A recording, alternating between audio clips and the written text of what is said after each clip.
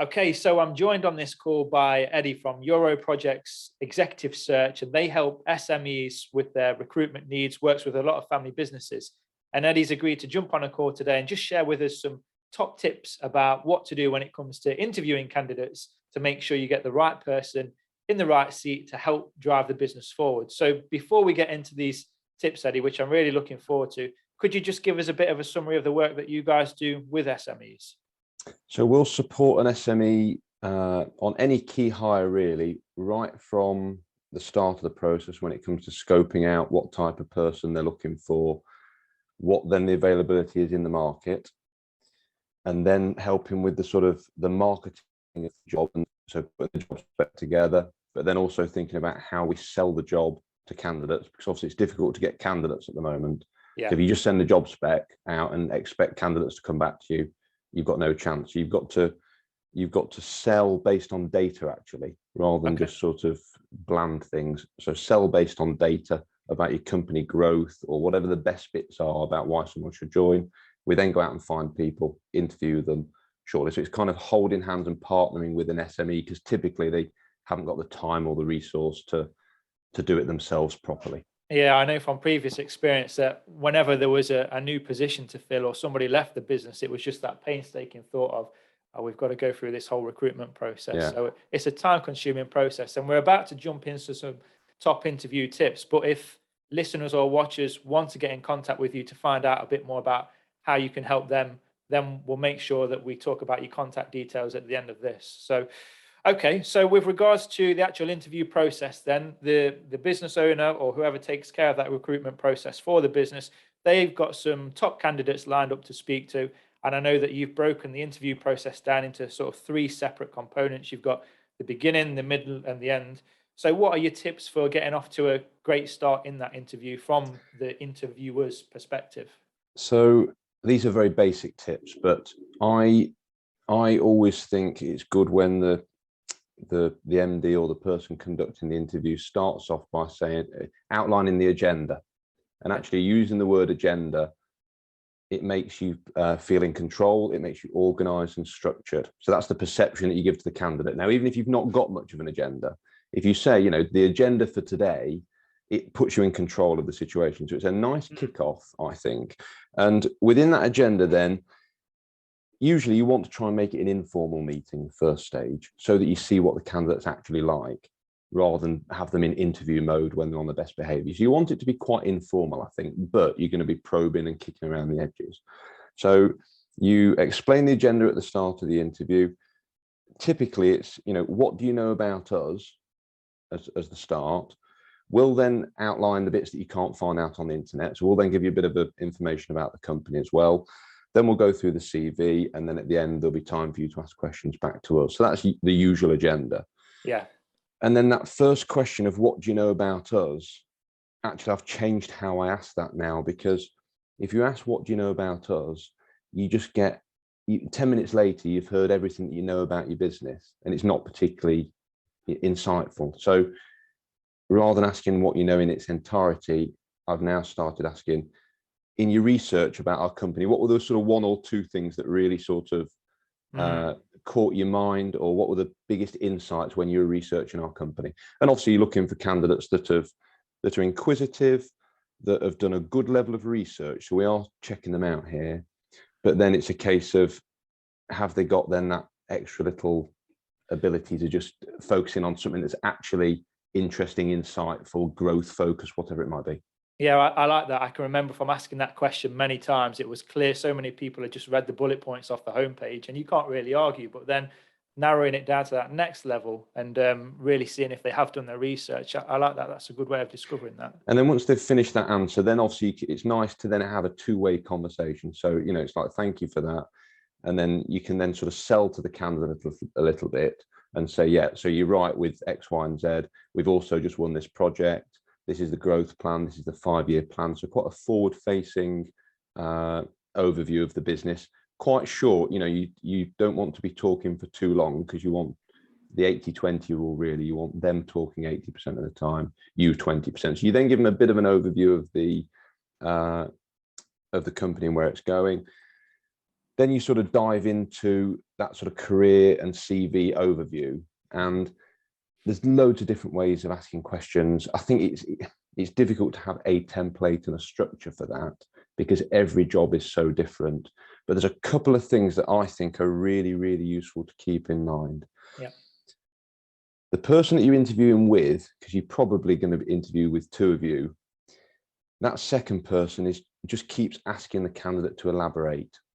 And Okay. just to elaborate is like a brilliant stock follow-up question, because you always get more insight from the second question. So if you ask someone, if they've got project management skills, they'll say a bit about project management, but you want the next person to say, can you just elaborate on that? How many people were in the project? How long did that take? How difficult was it? What was the key challenges? So just elaborate or flesh that out a little bit. So before the candidate moves on, the other person in that interview, it's their job just to say, well, just before we move on, can you just elaborate on that and then dig under the surface a little bit? Nice. Yeah, I love that. So that's a key thing. And then the other one is linked to that. It's nice.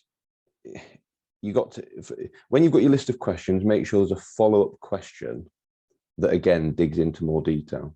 So as an example, if you asked everybody in the UK in business, can you use Microsoft Excel? Everybody would say yes. So you think, right, yes, he or she can use Excel. But actually, that doesn't give you the data that you need. Whereas if you ask, can you use pivot tables or macros, then all of a sudden that follow-up question gets you the insight whether we've got someone that's actually good with Excel or they're like me, they're actually rubbish at Excel, but you have used it. Yeah. So when you're going through your list of interview questions, think about what your sort of pivot table or macro question equivalent is. So what is the follow-up question for each of those questions? Because it's those ones that you'll start to dig around on and start to get some extra insights. Nice. Okay, so we've set the agenda. We've found out whether they've just read the homepage or they've actually done a bit of research about the company.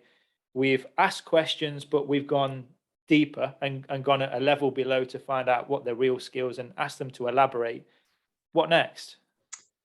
So obviously some interviews meander and there's loads of different ways it can go. I think it's good to leave a good amount of time at the end for what questions the candidate have got for you.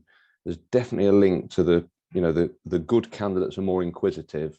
Okay. And they ask more good, intelligent questions. And if I was to say one of the real sort of shortcuts or hacks that in terms of recruiting and appointing into SMEs in particular is look for people that are inquisitive and ask good, intelligent questions. If somebody asks good, intelligent questions, you're halfway there, aren't you? So I personally look at the questions that the candidates asks us as much as the answers to the questions that they give. So leave a good amount of time for them to ask questions. And then as I sort of conclude the interview, some of my clients ask the candidate to email them the next day with an overview. So, like you ask the candidate, can you just sort of reflect on the meeting and just pop us an email by 10 o'clock tomorrow, just with your thoughts and pros and cons, and just kind of gives a bit of a feel for your take on things, because it's a two-way process. Nice. And it's a little test of candidates' commitment. Some candidates won't email back, they'll just disappear. Mm-hmm. You're then going to check their written communication, which often isn't done in a recruitment process, but you just sort of see how they're communicating, and you're just starting to assess what their attitude, conviction. A good candidate's going to email you in the evening, and it's going to be very courteous, and they're going to put some thought into it and give it a little bit of structure. Yeah. Obviously, a rubbish candidate's going to email you past the deadline or not at all. Yeah. It's just a way of trying to assess what the candidate's attitude is like, because everybody thinks that the interview is where you're assessing the candidate, but it's actually either side when you're assessing the candidate. It's their pre-interview, post-interview. It's what they're like normally, of how they communicate with you. Now, I can see that all the time, because I'll speak to a candidate and deal with a candidate 40 times from initial conversation to job offer. I'm always checking in with them and just sense checking their communication. And whereas for an employer direct, it's probably a bit more difficult to see what they're like outside of the interview, because they just see them when they're on the best behavior. So there's those little nuances that you probably want to try and engineer into your process. Yeah. So that you can see what their behaviors are like. Yeah, I love that follow-up email, because so often I'd have the conversation and it was always something that other business owners resonated with, and leaders in businesses that had been involved in the recruitment process, that somebody that came across really well in the interview ended up being rubbish in the job. Somebody that was rubbish in the interview ended up actually being good in the job. But it's those outside of the interview exercises and nuances, like you say, that are going to give you a much better indication of what they're really like. So I really love that last part, most definitely. So we've got set the agenda, go beyond sort of surface level questions, and have somebody by your side that can dig deeper into the answers that the candidate's given. We've had give them plenty of time to ask any questions. And as you said, one of the questions I was going to ask that you actually answered before I asked was, what do you find distinguishes a good candidate from a great candidate? And that is, how inquisitive are they when they're asking questions? And then finally, make sure that there's some sort of follow-up process where you ask the candidate to email you with their own thoughts and what they think about the role, whether they're still interested or not, before a certain deadline the next day. And that's going to give you loads of additional insight into what their attitude and their behavior and their competencies really are. Yeah. And I'll just get like the one final thing I'll sort of leave you with is, probably as you move forward to second stage interview, a lot of my clients, they ask the candidates to put a presentation together on how you'd approach the job in the first 100 days.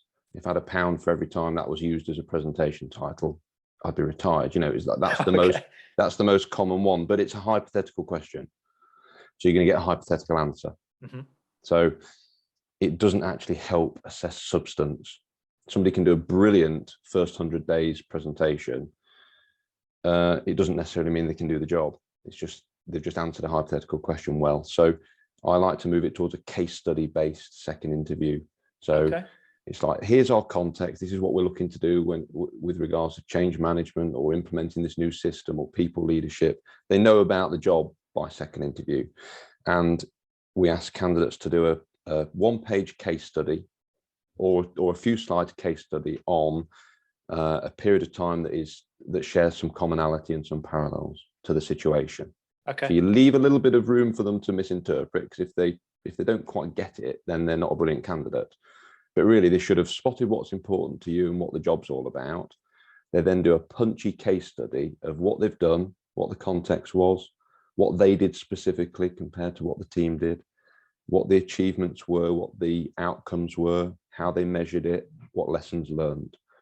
And it separates the wheat from the chaff. A good candidate will do a really good case study. It'll be specific, there'll be numbers in there, and you'll be able to say, right, I really get this person now, I know what we're buying. An average candidate will do a case study that is very wordy, doesn't really hit the mark. And you can really drill into case study answers. So if someone says, we implemented a new MRP system, you can kind of say, well, how long did that take? And how much external resource did you have? So you can ask loads of follow-up questions on a case study and really drill into things. And I think that's quite a good way to assess substance at the second stage. Yeah, and you can really tell just from the way you've been talking and the tips that you've talked about, how knowing what you're doing and have these in place is really going to differentiate you in terms of the quality of candidate that you bring on board, and not having to regret bringing on board the wrong people. But I think also in these situations, there is more work for the candidate, but from a candidate's perspective, because the likelihood of them experiencing this process with any other businesses that are applying for is pretty slim. So if they're dealing with you and you're having to email back the next day and you're having to prepare a case study, then the perception from the candidate side of things is, wow, like this is a company that is, on its A game. Nobody else has asked me for any of this stuff. And when it comes down to picking between A and B, if they've got two companies that they're not sure which one to go for, it's going to put you ahead just by virtue of the fact that you've asked them for these sort of things. Yeah, agreed. Good candidates like a good structure. They like to be put through the paces a little bit, but they have to be engaged in the process first. You can't ask for a case study on first interview, because they might just not bother because they just don't know how good a job it is yet. But once they've been in for first interview, it's a nice little sense check as well as to the level of conviction. After they've seen the company and the role and met the people first time round, if they really like and want the job, they're going to do the case study and they're going to put a good amount of time, effort and care into it. Yeah, love that. If they're a bit 50-50, they might not do it, but if they're 50-50, they would turn the job down after second interview anyway. So it's like a natural little screening process. Yeah. Okay, Great stuff. So there's some really good information there, and I would definitely have every single one of those I think implemented into my own recruitment process back in the day. Is there anything else to add to that before we wrap up for these tips today? I'll probably do another session, I think, Ben, on sort of recruiting for culture and values, but we'll probably save that for another day. Yeah. Okay, great. And if any listeners or viewers want to get in touch with you and the rest of the team at Euro Projects, Eddie, what's the best way of reaching out to you? So I think probably, obviously, you can find me on LinkedIn, Edward Smith, Euro Projects Recruitment. Yeah. And so find me on there, or get in contact with you, Ben, and do a connection and a bit of an intro. And if anybody just wants some advice of like, just to help reduce the risk in a recruitment process, always happy to lend a hand. You know, you don't have to employ us to recruit someone for you. If you just want a few tips and just a bit of a hand de-risking it, then can always do that. So yeah, sounds like a worthwhile call. And for all of those links, wherever this is posted in the description, or wherever you're watching or viewing this, there'll be a link to those websites and social media profiles as well. So, well, thanks very much for that, Eddie. Really appreciate you taking out some time to share some great tips with us. And I'll catch you again when we do video number 2 on recruiting for cultures and values. It sounds like a good one. perfect. Sounds good, Ben. Thank you. Okay, Eddie. See you soon. Thank you. Bye.